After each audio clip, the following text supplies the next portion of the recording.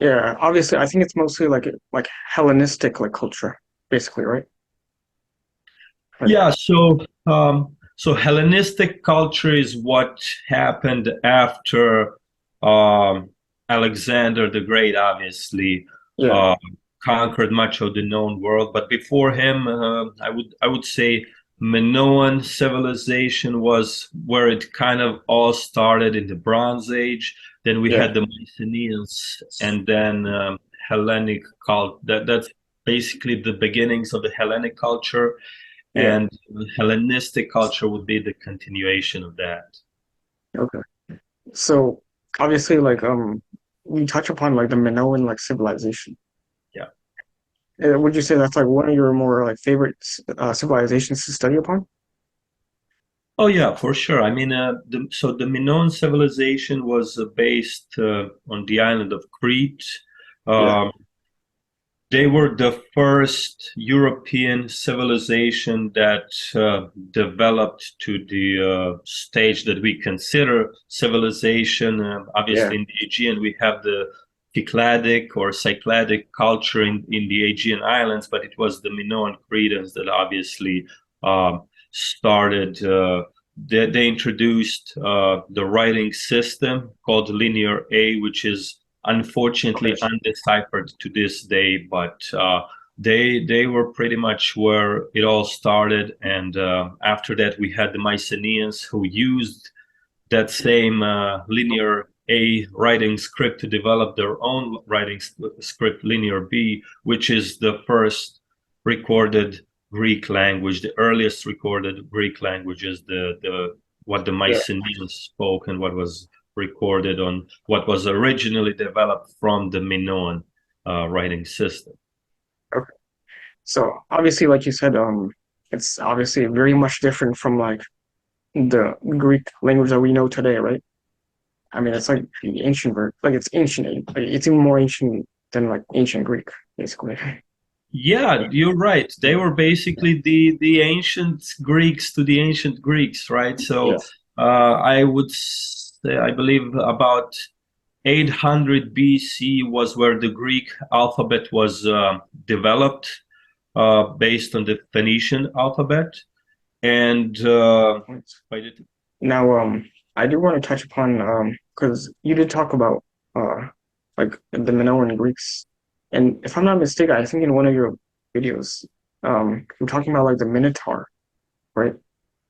Was it for that one specifically, yeah, or just so I can't remember which video was it. Was it because the video was not specifically about the Minotaur? It was one of the videos about the Minoan civilizations, yeah, civilization that I touched upon the Minotaur story. So we do know that the Minoan civilization was known for the bull frescoes, the sports or ritual activities. We are not sure because their writing system is undeciphered, but yeah, we do know that bulls as animals had they were very highly regarded in their culture, and uh, they probably had religious significance. It's hard to yeah. say, obviously, because there's no direct evidence either way, but that's pretty much the scholarly consensus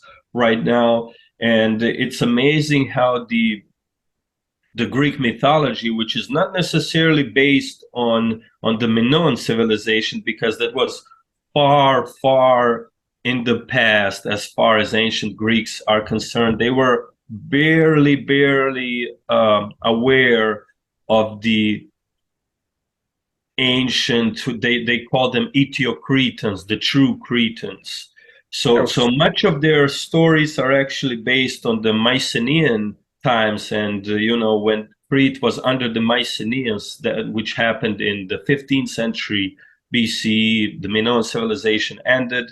The Mycenaeans took over. They yeah, had their capital at Knossos, and from that point on, uh, Crete was Mycenaean and later ancient Greek.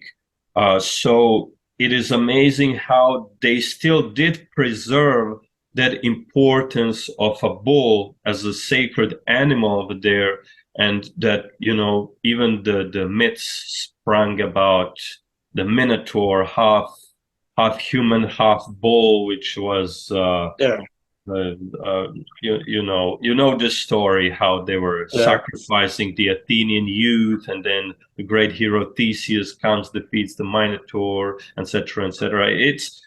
yeah, It's one of the traits of the ancient past that still stood in their memory, the bulls. So it even after the Minoan civilization fell, it was still an important element of their culture. yeah. What's actually interesting is I kind of know that um that like during that time, obviously, and even like nowadays, like there's a lot of earthquakes in that region. And one of the reasons that they would say, I guess, like the earthquakes were a resemblance of the Minotaur like roaring. And like basically that was the reason why. And then they kind of like ascribed the earthquakes to the Minotaur. Yes, so I know that hypothesis, Yeah, um, and also we do know that there was a Thera eruption. We yeah, still don't we There's a slight difference in radiocarbon dating and the archaeological evidence, but it is generally dated to about between 15 and 1600 BCE, which was at the time the Minoan civilization was at its peak. yeah, So it is believed that the Thera eruption, which is now there are many theories about to which degree it contributed in weakening the Minoan civilization, but it is generally believed that it's one of the factors that Minoan civilization went downhill and enabled the Mycenaeans to just come and take over the whole island. yeah. Now, obviously, I think you mentioned the Mycenaeans, Egypt. and Obviously, oh, the Hittites they used a different term. They used Ahia, or that was in the earlier Hittite language. In the later Hittite language, that evolved in Ahiawa. Both words synonymous, and they refer to the Achaea, which is the land of the Achaeans. They refer to the Achaeans. Obviously, the Mycenaean Greece. So now there's obviously we don't know why Panaya, Achia, Danaans, Achaeans, why that those different words existed, we don't yeah, know that. There are ancient Greek theories about why was that the case. For example, there is a story when King Danaeus, obviously from Greek mythology, he made a law in Greece that what was named the Pelasgians, or all the inhabitants of the land, were now to be called Danaans by law. So and Argives, which is synonymous with Danaans and Achaeans, are used to describe that population as well. Um, so we still don't know why multiple synonymous words supposedly describing the very same people existed. It's hard to yeah. tell. No, that makes sense. Because I didn't know like the Hittites actually also interacted with them. Oh, the Hittites have Yeah, extensive history with yeah, what they called the Ahiawa. I believe that began first when the Mycenaeans spread into the Asia Minor, the coastal oh Asia yeah, Minor, specifically the city of yeah, Miletus. That was their main base of operations in Asia Minor, which happened around the same time they conquered the Minoan Crete. I would say mid to late 15th century BCE, they were already established their presence in Asia Minor. And at the time, the Hittite Empire was also interested in establishing hegemony, or furthering their influence in the same area. So they came yeah, into conflict. I believe we have the indictment of Maduata. That was the records of a Hittite king, where he was complaining basically about a local ruler in Western Asia Minor who switched the allegiance from the Hittites, basically betrayed them and sided with this a certain Atarsia from Ahiawa. That was the first Atarsia from Ahia, actually, in the old Hittite. That was the first mention of the Hittite encounter with the Mycenaean Greeks. I mean, they for sure knew about them from even earlier period, for sure, because they were Yeah, close with the Egyptians who are far away. They knew about them. Then the Hittites for sure knew about them. So there were that's actually where the conflict started, and there are records of correspondence between the Hittite and Mycenaean kings in the subsequent centuries, going all the way to the late 13th century BCE, basically all the way till the end, till the Bronze Age collapse. Uh, there was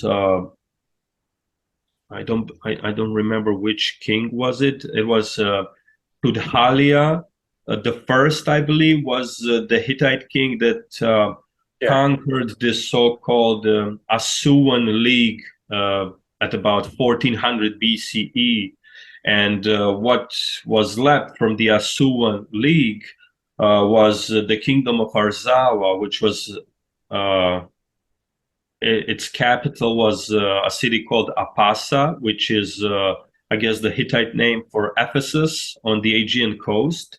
It was a okay, powerful kingdom in the area, and it was always sponsored and used as a proxy by the Mycenaeans to fight the Hittites. They rarely fought directly, although they did on numerous occasions, but not anywhere near comparable to the amount of the proxy wars with the kingdom of Arzawa, the Troy, the kingdom of Velusa, and a couple of other smaller kingdoms in the area that the Hittites and Mycenaeans frequently used against one another.